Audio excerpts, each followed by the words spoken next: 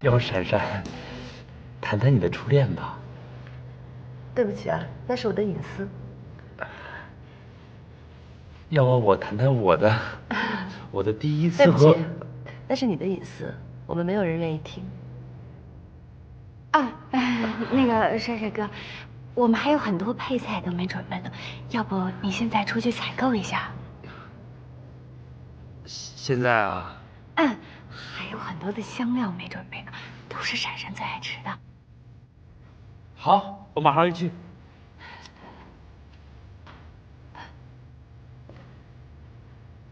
我真想一把掐死你！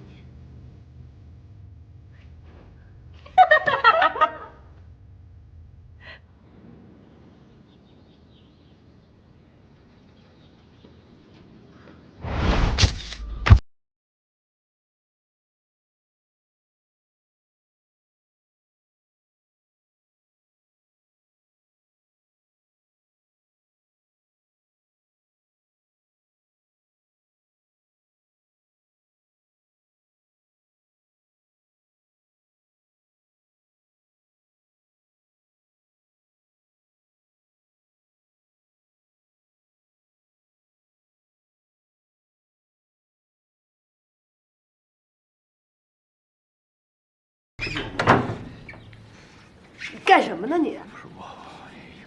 我什么我？你跟着我干嘛呀？我担心你不安全。我有什么值得你担心的呀？你说说，城市走婚的通关规则是什么？啊，我记得首先要有心意的求婚，然后要隔离式的交往。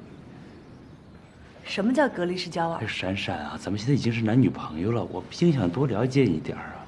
你说咱们这么隔离，和陌生人有什么区别呀？帅明亮，我警告你啊，你已经违反规则了。这是最后一次，要有下次，咱俩就终止走婚。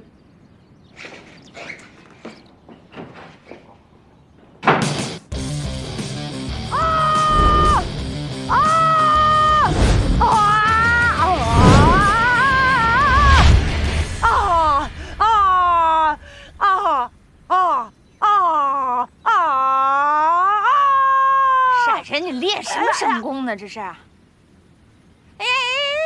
受不了了，我受不了了，都怪你！哎呀妈呀，关我什么事儿啊？哎呀妈，冷静，冷静，冷静啊！谁让你把帅明亮给弄来的？